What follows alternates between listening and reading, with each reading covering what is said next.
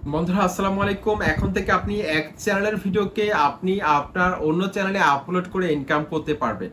অনেকে কিন্তু এই বিষয়ে কিন্তু জানতে চেয়েছেন, এক চ্যানেলের ভিডিওকে অন্য চ্যানেলে আপলোড করে আমি ইনকাম করতে পারবো কিনা। কিন্তু সঠিকভাবে নিয়ম না জানার কারণে কষ্ট করে হয়তো আরেকটা চ্যানেলের মধ্যে আপলোড করেন আপনার পুরাতন চ্যানেলের ভিডিওগুলোকে, কিন্তু আলটিমেটলি আপনার সেই চ্যানেলটা কিন্তু মনিটেশন হয় না।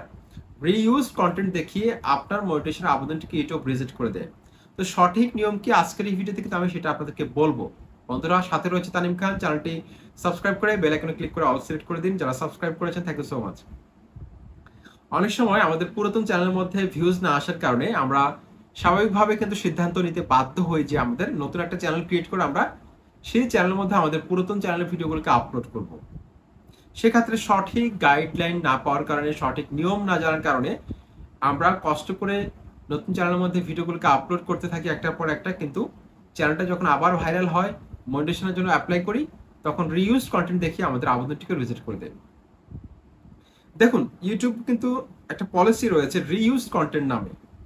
সেই পলিসির মধ্যে ইউটিউব কি বলছে, অলরেডি ইউটিউবে একটা ভিডিও আছে, সেই ভিডিওটাকে আপনি যদি আবার আপলোড করেন, সেই ভিডিওটাকে যদি আপনি আবার আপলোড করেন, সেই ভিডিওটা কিন্তু রিইউজ কন্টেন্টের মধ্যে পড়বে। আবার রি আপলোড করতে পারবেন না আপনি। অথবা আপনার একই চ্যানেলের মধ্যে একটা ভিডিও আছে, সেই চ্যানেলের মধ্যে সেই ভিডিওটাকে আবার ডাউনলোড করে আবার আপলোড করতে পারবেন না। তাহলে কিন্তু রিইউজ কন্টেন্ট প্রবলেমটা কিন্তু চলে আসবে। এখন এখানে একটা ভুল করেন আপনারা, যে পুরাতন চ্যানেল থেকে আপনার কি করেন, ভিডিওকে ডিলিট না করে আপনি কি করেন, ডাউনলোড করে আপনি নতুন চ্যানেলে আপলোড করেন। পুরাতন চ্যানেলের মধ্যেও থাকে, নতুন চ্যানেলের মধ্যেও থাকে।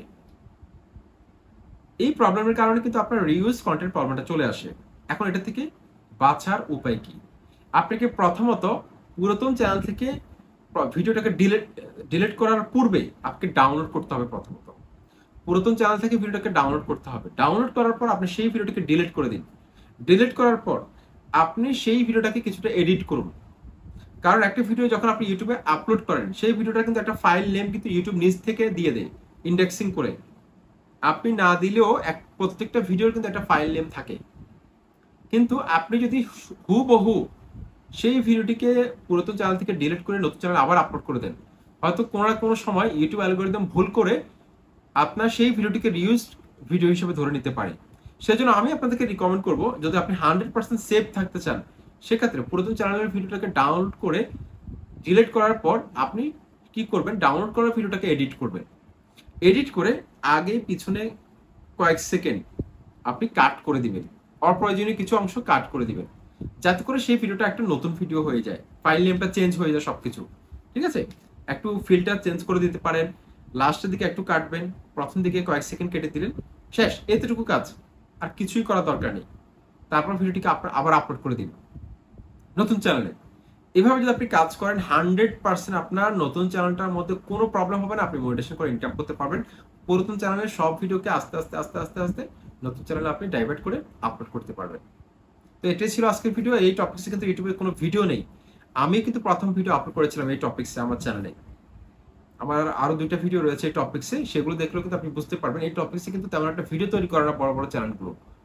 আমি কিন্তু আপনাদের এই প্রয়োজনটা কিন্তু আমি বুঝতে পেরেছিলাম বলেই কিন্তু আমি ভিডিও তৈরি করেছি। আশা করছি ভিডিওটি ভালো লাগলে অবশ্যই সাবস্ক্রাইব করে সাথে থাকবেন। আসসালামু আলাইকুম।